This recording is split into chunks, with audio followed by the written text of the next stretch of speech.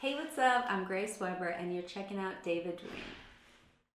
Have you had moments in your career, even now, where people have let you down, or do you feel like that has happened more so at the beginning for you? Yeah, I mean, not so much now. I feel like in the beginning there were definitely moments of like, I think it's just when you work with people that, you know, maybe you had an instinct about where it's like, this isn't going to be a good thing, but then you don't trust that instinct, and then it's like a learning lesson of like, you know, maybe I had an instinct that this was going to happen anyways type thing.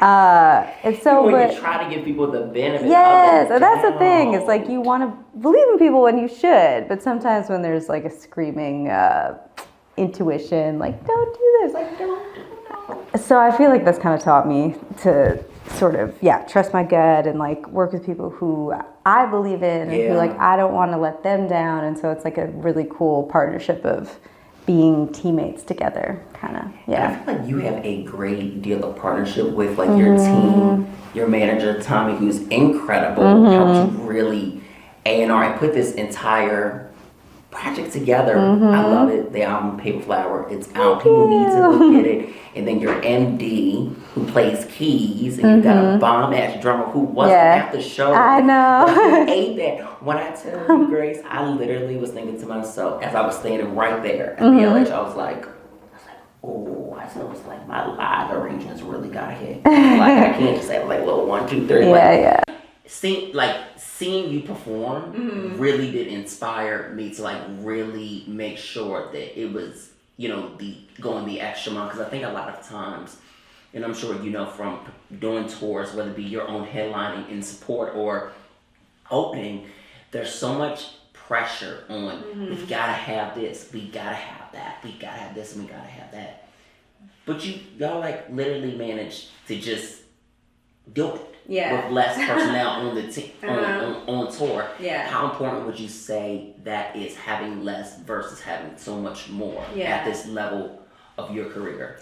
Yeah, I mean, it was crazy because we had the whole band set up to do the tour. We were going to have Alvin on drum. And right now, my band is Alvin, my drummer, and MD, and then Brandon, who also is an MD, depending on the setup.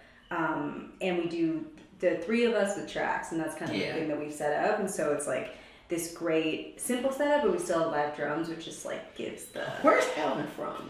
New Orleans. Okay. Both of them. Okay. Brandon, Alvin, my sound guy, Reggie, the whole crew. And so, but as we were like getting closer to the date, and I was like, we can't do this without, you know, that setup. Yeah. But as we were getting closer, you know, Tommy and I were like, dang, like the budget for this, like what we have to do to actually pull this off, and especially because the venues that we were doing, you know, were smaller venues, and so you don't get like a huge paycheck or whatever. And so as we were leading like 2 weeks into it, we were like, I think we need to strip this down. Like, how should we strip it down? Should we just do main guitar? Should we change it into like an acoustic thing? And we talked to Alvin, and he was like, oh, why don't I record the drums live? We'll make these live arrangements, which also I learned from Alvin like years ago when he started playing with me and, you know, became my MD. He really taught me like, okay, you have your songs, but then we got to switch it up for the live, which I hadn't really done before then. Like, it was kind of like, okay, we're just playing the songs as they're recorded, but live. And then he was like, let's switch the arrangements, let's do cool transitions. Like, I want to change, you know, the chord progression here to kind of make it something that only exists live. So when he was like, I'll record I want a live album. Yeah, exactly. You gotta give him, you know, something different for the show. So when he was like, I can record the live drums, we'll do the same thing, and it'll be like I'm, you know, not physically there, but like I'll be there in the speaker. So we set up the speaker like on the stage, and like the drums are coming out of that, and he's incredible. And so he, you know, obviously, like, when he's there, it's like the next level. He played with us in New York and then in Milwaukee for my hometown show, but... Yeah, he had to be there for the hometown show. Yeah, I was like, we gotta make it work for that. But yeah, so it was actually really cool, and it showed me, like, oh, dang, you can really pull it off with not as much as you think you need. Yeah. Like, and, you know, I, in the past, too, like, felt like it was pretty necessary to have my sound person at every show too, because really, yeah. having like my vocals a certain way or whatever is really important to me. And so this tour we, ended up not doing that. And it showed me like, you know what, you can work with like the sound. I've had some bad sound experiences like at other venues in the past, and so it kind of like, jaded me. That is a traumatizing it's thing. just like you can't, yeah. So, but everyone was so dope, and I actually like I have a mic that I use that's such a dope mic, and it like your mic is it's a dope flawless mic, and it just responds to my voice really well. Like a keys player, guitar, or whatever, like it's so much easier to dial that in versus like drums or whatever. So yeah, it was amazing, and it taught me a lot about what you can pull off with a little if you're working with incredible musicians and people. Yeah. And that's good because a lot of times, like we're talking about, people think, oh, I gotta have everything. It's like, that's really can help a situation, and it teaches you to like really just like navigate. Now, when you have the bigger opportunities and the budget to really use everything else, it's like, okay, cool, we use it. But then, do we necessarily have to? Yeah, I mean, you gotta focus on the vocals. Like there's things that come out of doing a show a different way. Like I did a little bit more storytelling in this show. Like talking about what the songs are about, whatever. Where in the past, like when it's the full band, we do a little bit more like transitions and like a focus on just the music and a little bit less moments of me talking about each song. But this time, like getting to do sort of like explaining what the songs are about and stuff was really cool too. So yeah. And it was so good to see my favorite song perform. I was so excited to see Paul. I was like, yes, that is. I mean, we texted about it. I was like, oh my gosh. Thank you. Just the inspiration behind that. Let's talk about that because that record is so beautiful. Thank you. It's like top 2. Oh my God. Yeah. Thank you. I literally, even a couple weeks ago, I was like just listening to the album on repeat. I was just in that like groove. And maybe even because I can relate to falling and just like really falling for somebody, and then it just kind of being a sense where it's like, wow, like this feels so good. That's what we were hoping for with that one. I was in my feels. I've been in my feels for the last couple weeks. Okay, good. Yeah, I mean that's like I'm in my feels with that one, and like it was such an amazing process making that one because the producer that I worked with on this album for most of the songs, his name is Akil Henry. He's based in Toronto. He's incredible, like most amazing musician, incredible producer. Like he's working with a bunch of different artists coming up. He had stuff on Gideon's project and Jasmine Sullivan and this girl Looney. He's like next up. Like you're gonna start hearing about him. He's got a really like, great sound. He's amazing. So that was a song that actually we were in the studio and he was playing guitar and I'm forgetting his name right now, but was playing bass, whatever. And he came up with the melody that was like da, da, da, da, da. And I was like, ooh, I love that. And it was kind of like he had come up with most of the melodies on that song, which usually isn't how it works for me songwriting. Like I'm always doing the melodies or whatever. And so it's kind of a cool experience to put words to his melody. And because that melody just it's so good. And it just was like, so then the first part was like, I keep on falling was like the thing that I heard in that chorus part. Right. And then that's when I decided, like, let's write this. I want to write this about my husband, which I haven't really written very many songs about him because I kind of liked keeping it, like, separate a little bit. Just, like, almost like protecting it over here. But yeah, so that's, like, one of my favorite songs I've ever written. So, yeah, I'm glad you like it. Of course. It is really good that even what you said, like, keeping, like, your relationship, like, separate. And you don't really, you don't post about your husband too much on social. Like, you keep that very offline. Yeah, he's, like, private. I did this post about us, like, with Fallen, actually, about how we met when we were, like, 13 and started dating, in college, and went to prom together, whatever, and, like, that was kind of the first time that I posted something where, I want to share the story of my relationship because of Fallen, you know what I mean? Right. It's like, if I'm going to write a song about him like that, like, then I feel like I can share more. But for the most part, it's like, I like to just, like, have my relationship be our own thing, you know, and just kind of keep it off social that's what media. people should do. Like, keep it off, but it's like, don't hide. I think that's where people just get it very, like, messed up. It's like, why hide? Just keep it offline. It's not really different. Yeah. But I love you. You guys know you were 13?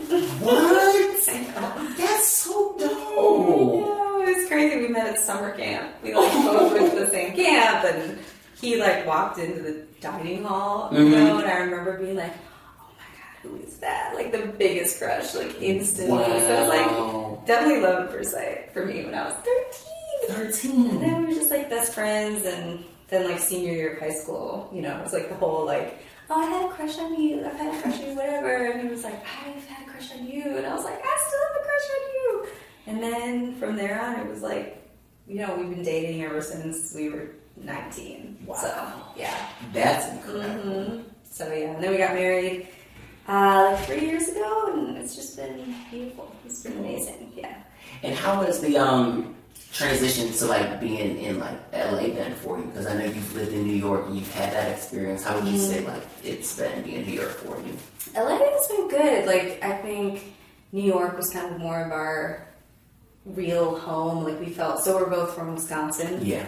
But then I went to school in New York and he went to school in Connecticut. And so we had like the East Coast thing. Yes, East Coast thing. Yeah, then he moved to New York like after school, so we lived there for like 10 years, and we just like love New York. Yeah. I don't know, there's something about New York that just feels so inspiring to me. Like, you're just in this like river of like everybody is chasing their dreams, and like, you know, people who are, you know, like the president of some company on Wall Street are riding a subway next to, you know, this artist who's trying to be on Broadway or whatever. And so it's just this like, I love the melting pot there of all these different people who are all like pursuing something. Yeah. So then we moved to LA in 2019, and it's good. Like, it was cool to have something so different. Like, I see LA as just very different from New York. Oh yeah. Except now we live downtown, so it kind of has like a New York feeling. But but downtown LA would never be Times Square. no, and downtown It's like- needs some I'm like, is this really a real downtown? I know. I'm like, it's kind of I boring. see it coming You know, up, but I feel like it's a real downtown. Where you've done shows, Chicago. yeah, Chicago. Chicago gives that. Yeah. Have you done shows in Chicago? I haven't been. I've worked with artists where we've had shows in Chicago. I haven't performed yet, but I've been there and I've been like, wow, it's actually nice. Yeah, Despite the roughness in other areas, because people always talk about, it's not safe. I'm like, no, it's safe. Yeah, that's true. Honestly, like, people always ask me, like, oh, God, how do you live downtown here? Like, Yeah. and I'm like, you know, I have a friend in Santa Monica who, you know, their apartment got like broken into, and everything's okay, whatever. Yeah. But it's just an example of like, you know, it's all like everywhere. You don't have control over anything, and obviously, like, downtown does have moments where it's like, dang, it seems like it's rough. it's rough, but life is, yeah. and it inspires you to just really, just to stay focused and to create and just to, just continue to be a great person. I personally feel. And we gotta get into the track list. I don't want to, not talk about certain songs. I love Super Villa Toby. Thank you. Can we get a solo version? Listen, so we actually just made a video for it. It's so good. So I think we're gonna release it in January.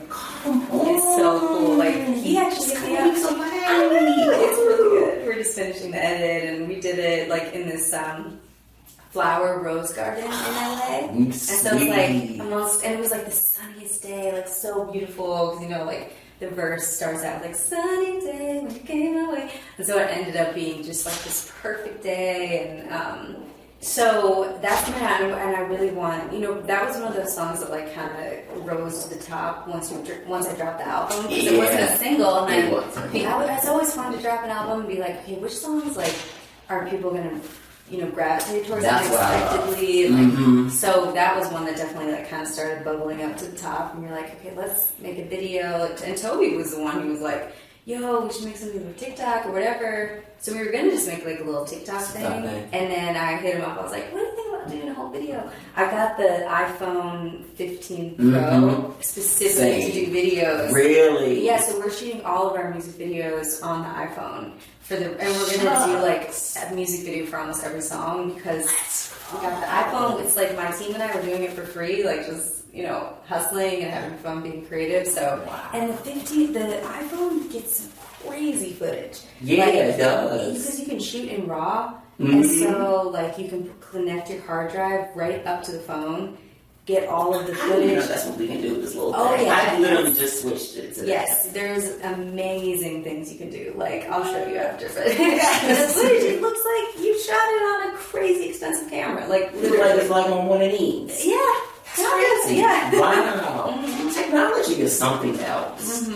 But I even feel like with your project, we need visuals with it. Like, we need more. Like, you already have visuals for the other songs. But I just felt like Super Good was definitely one. Me personally, because that song just hits. Thank you. Hit good live. It just feels so good. Like, yeah. Yeah. How's it collabing with Toby? Oh, Toby's amazing. He's so nice. So dope. So cool. His, art is incredible. Like, his music is so dope. His writing, his flow. And so just, like, the fact that on top of that, he's such a kind and cool person. Yeah. It's just like the cherry on top, And you're like, oh, yes, and you're the nicest dude in the world. And so collaborating with him was everything. And just, like, the way that he was so down to do the video and, like, help promote it and stuff. Like, a lot of times, or sometimes when people are featuring on projects or whatever, like, it's very understandable that, like, it can be hard to promote someone else's project when you're in the middle of promoting your project and whatever.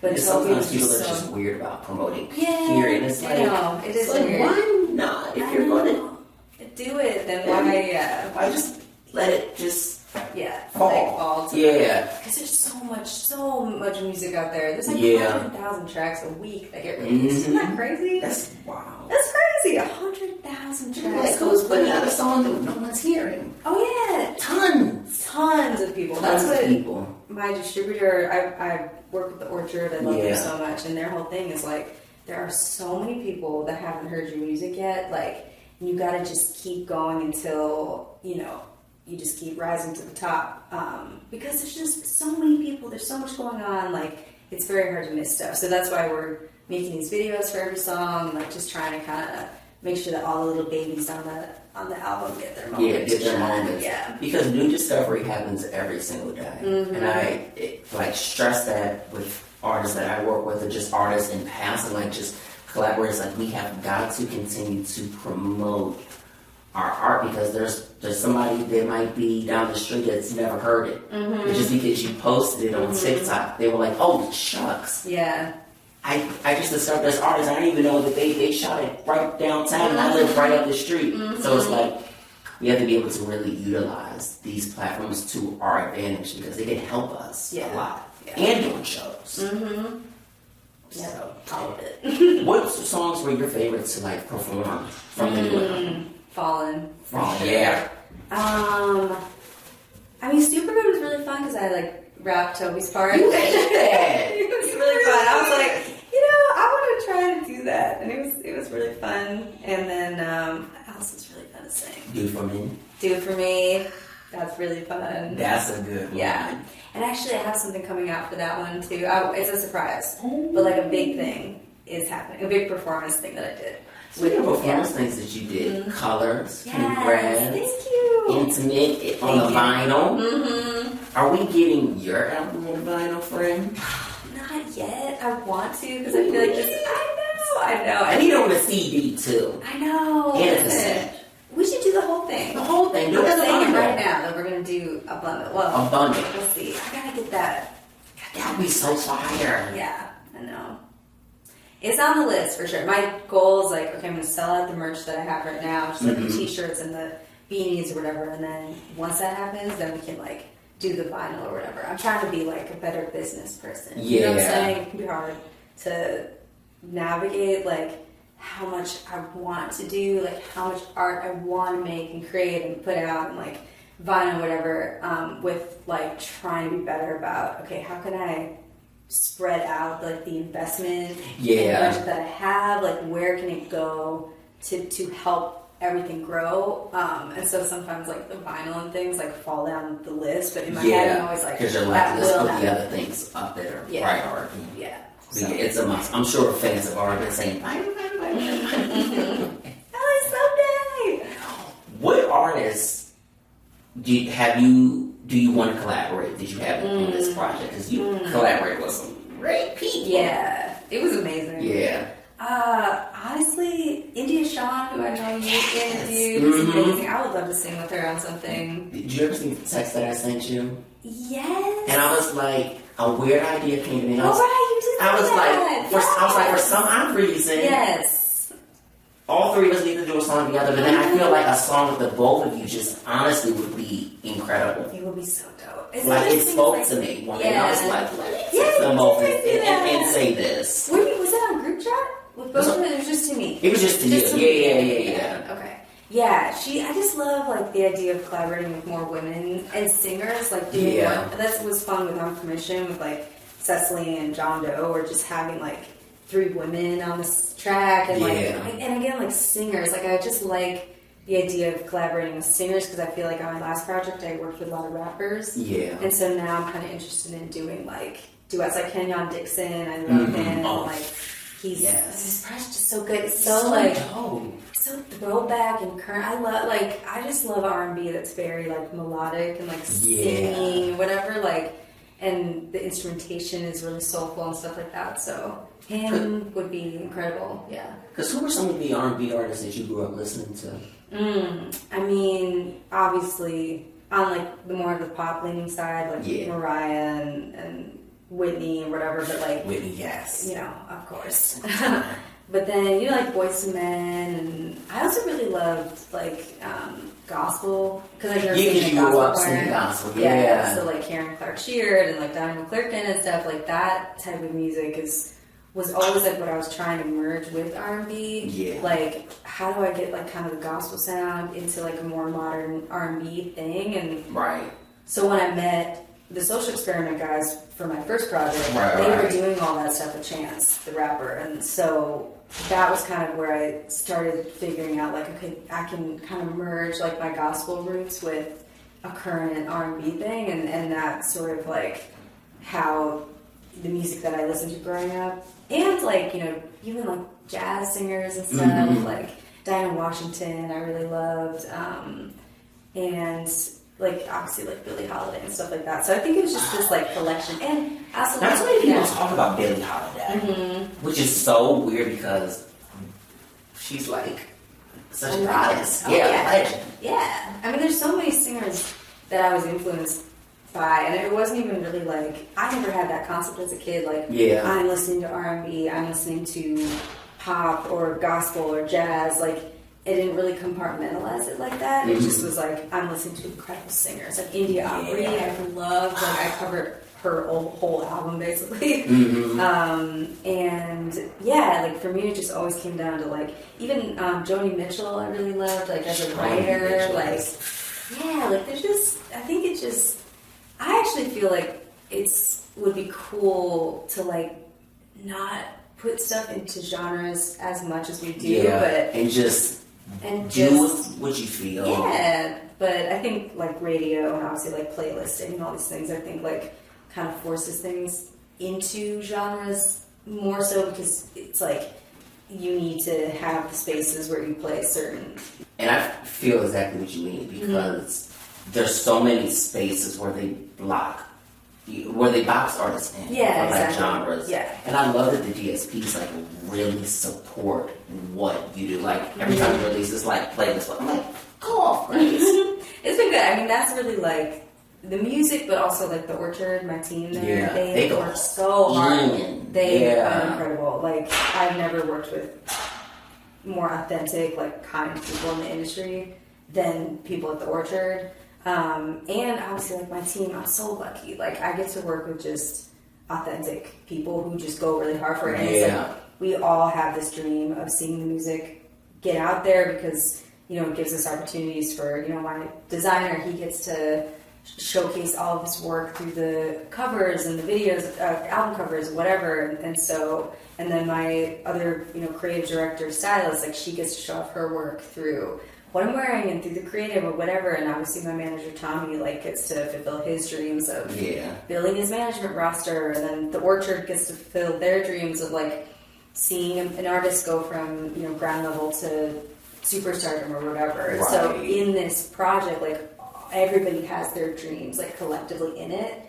And so we all go so hard for it because we all believe in the project, in our own dreams, and then each other's dreams. And so it's like, I want Tommy's dreams to be fulfilled. He wants my dreams to be fulfilled. Like the Orchard. And so when you're working with a team like that, like that's when you get like the playlists and all these different things, because everybody is just working from a place of like authentic love and belief and support of each other. It's real. It's like everybody wants to see each other win. Yes. And allowing each other to like express themselves creatively too. 100%. Because it takes a team. Yes. And you really have a great team. Yeah, I'm lucky. Yeah. I'm blessed. Because a lot of people don't have the opportunities to even have a team when they're like out here just grinding and, figuring out. And eventually, I do believe in my heart, the right team will find them, the right people. 100%. Because it just takes putting that work. But your team is solid. I love it. Very good. I love your team. So I gotta play something for you that you have not heard. Yes, I know. I'm actually really excited that I haven't listened to it yet. Me too. Because I feel like it was made for this moment. It was made for this moment. You get a live reaction. Yes. And I love this song. Thank you.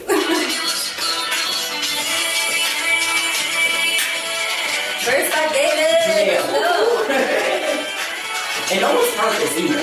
Really? Okay, Yeah. so world premiere right here. This is his verse.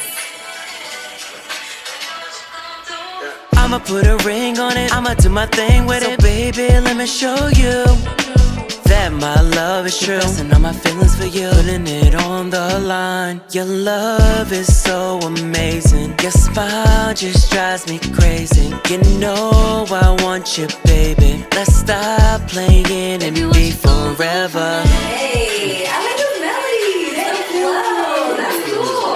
It allows the song to like take a breath for a second, because like you're just adding these like a little bit longer melodies versus everything is like, I could be the only one you need, and then you come in, it's like a little bit more like elongated, and that's great. Thank you. I love it. Thank you. I'm so glad you actually heard it, because I told you for weeks, I was like, I'm gonna do it. Yeah. Now it's a little content video. It's just one of those things, where like when the text came through, you're like doing all this other stuff, and like, I'll listen to it later, and then and you get ready for the tour too. On top of that, so this is perfect though. Thank you. That's dope. I love it. Yeah. Thank you for your art and just being willing to like share with the world, share with me, wanting to do the interview, because we've been wanting to do this for like months. We've been like planning this, so this is like great to finally have the opportunity to sit down and to support you. Thank you. Because a lot of artists, our fellow creatives don't receive. You know what I'm saying? So it's really good to be received and be able to, be able to support as well. Yeah. And that's what it is for me. So yeah, I appreciate it. I appreciate you. Yeah. So Grace, let everybody know as far as like socials where they can follow you, just in case they don't, because they need to right now. Listen, it's Grace Weber with 1B, at Grace Weber, all the places. And I do want to tell you guys about this shirt really quick. This is for the Empathy Project. It's my friend set up this really cool movement where he's collaborating with artists and visual artists who are all making their different versions of these empathy shirts. The proceeds they have some dope designs. They really dope designs. Yeah. Brownie Theodore, like these amazing painters, graphic designers, and the proceeds go to different charities that they pick. And it's just like a simple concept of just actually like having empathy for each other. Right? I paint too. Yeah. You give them some of your paintings. I think that would be real cool. Yeah. Cool. That's a good idea. Okay, I'm gonna hit them up right here. So Empathy Project, promoting it right now. So check it out. That's so cool. Yeah. So excited. Well, thanks for having me. Of course.